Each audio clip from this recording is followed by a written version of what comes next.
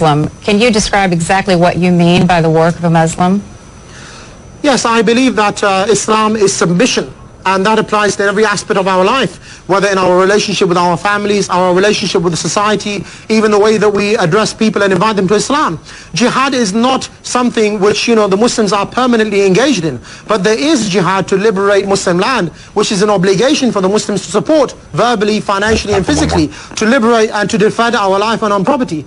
And of course, this is something, the Muslims around the world, I don't think will differ with. They may say one thing to you in front of CNN, but I can assure you, behind your backs, in every masajid, in every community center, they are standing with their Muslim brothers and sisters saying, we hope the Americans and British are pushed out of our countries and we can implement the Sharia. So this is an Islamic obligation for us to support our brothers around the world. Our land is one, our war is one, our peace is one, our honor is one. But we don't need to be in a constant state of this flux of, a cycle of violence. I think that we can have a decent relationship. You withdraw your troops, stop supporting the pirate state of Israel, and then perhaps we can have a dialogue and discussion. These warnings are there in the statements of Sheikh Osama bin Laden, Sheikh Ayman al-Zawahiri, Adam Ghaddan. Why is the American establishment not taking heed? I think that is the real question. But you also want to impose Sharia law where you live. Does that mean does the work of a Muslim mean imposing Sharia law on everyone who is not a Muslim, including Americans?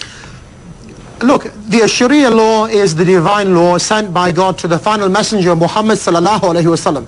It is justice for mankind. It will take mankind out of the shackles of man-made law into the perfection and beauty of divine law. So of course I want that everywhere. I want to share that with you. Surely it's a very noble thing to invite someone to a superior way of life. If I believe that people are being oppressed, why should I not invite them to come out of that oppression? I believe that the Americans, the British, and indeed most of the world have been living in the darkness of the hegemony and the exploitation of man-made law for many, many decades. But, when we open the door, when we shine the light, people don't like the light. But, I think you'll find that when people actually have a look at Islam, when they look at the Sharia, they will see that it in fact has a solution for every single problem.